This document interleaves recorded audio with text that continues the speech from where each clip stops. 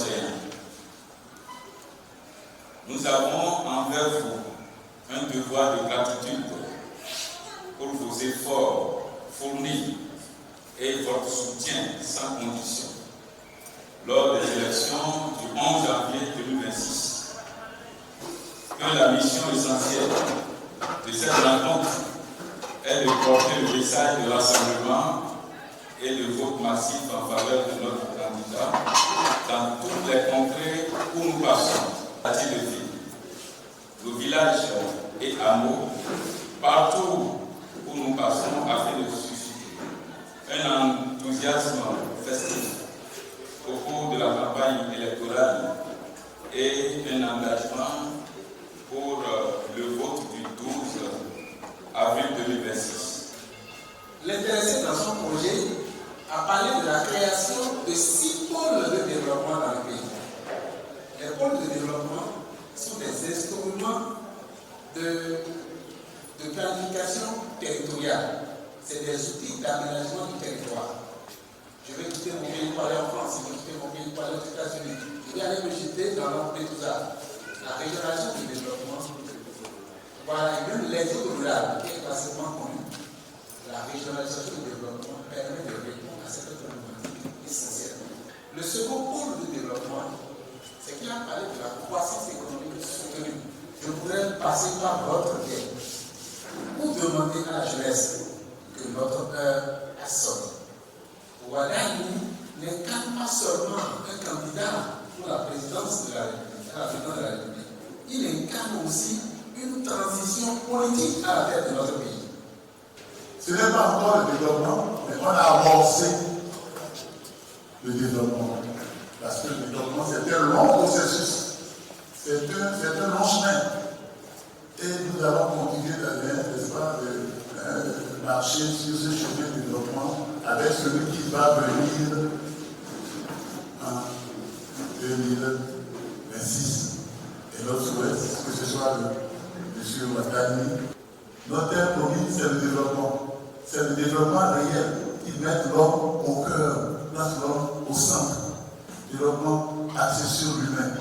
Nous avons les moyens, il a dit au cours de la présentation de son projet de société, nous avons maintenant les moyens de pouvoir faire face, de faire davantage de social. Et il a dit, je mets au cœur de ma gouvernance, n'est-ce pas, la lutte contre l'extrême pauvreté.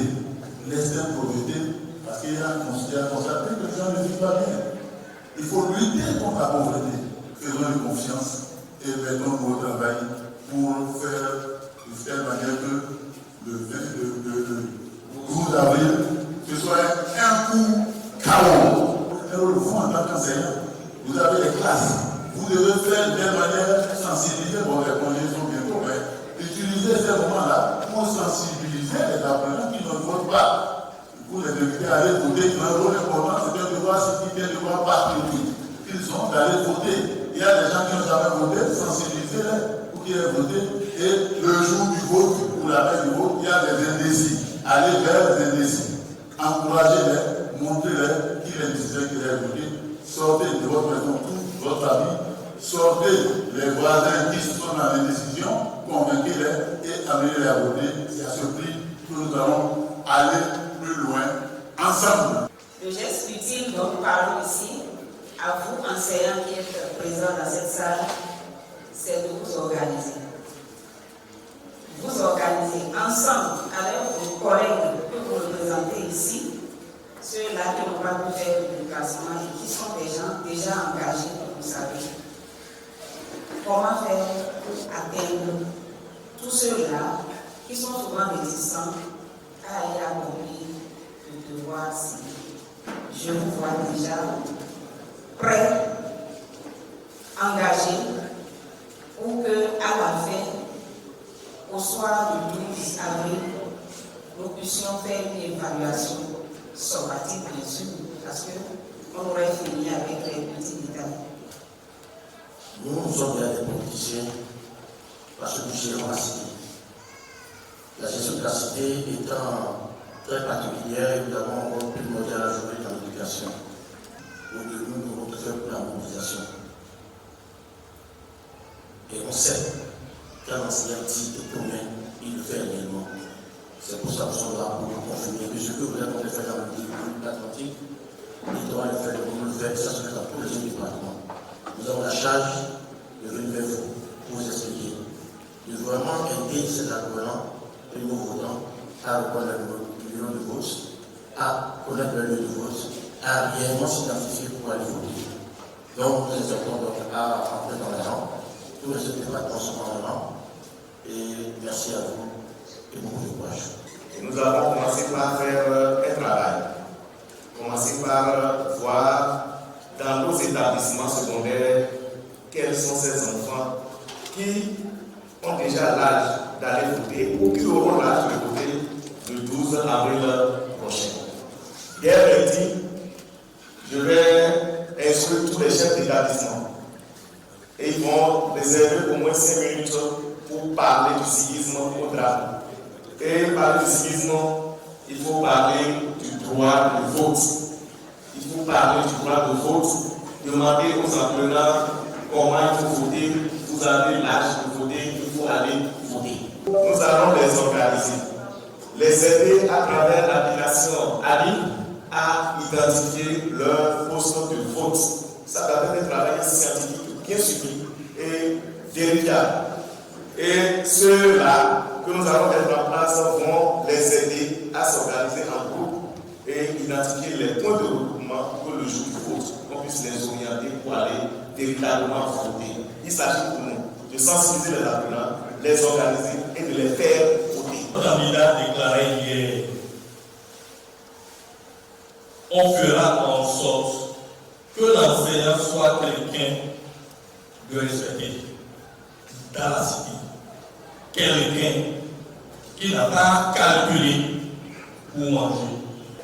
Et donc c'est pour vous dire que les enseignants sont bien lotis dans sa place. Il sait ce qu'il veut faire des enseignants. Pour les questions de reversement des ALE, ne revenons pas sur ça. C'est une évidence, c'est factuel, c'est connu, de se faire. Donc demain, je vais demander à tout le monde de rentrer dans les arrondissements, dans les quartiers de ville, dans les villages, sillonner les hameaux, aller dans les maisons.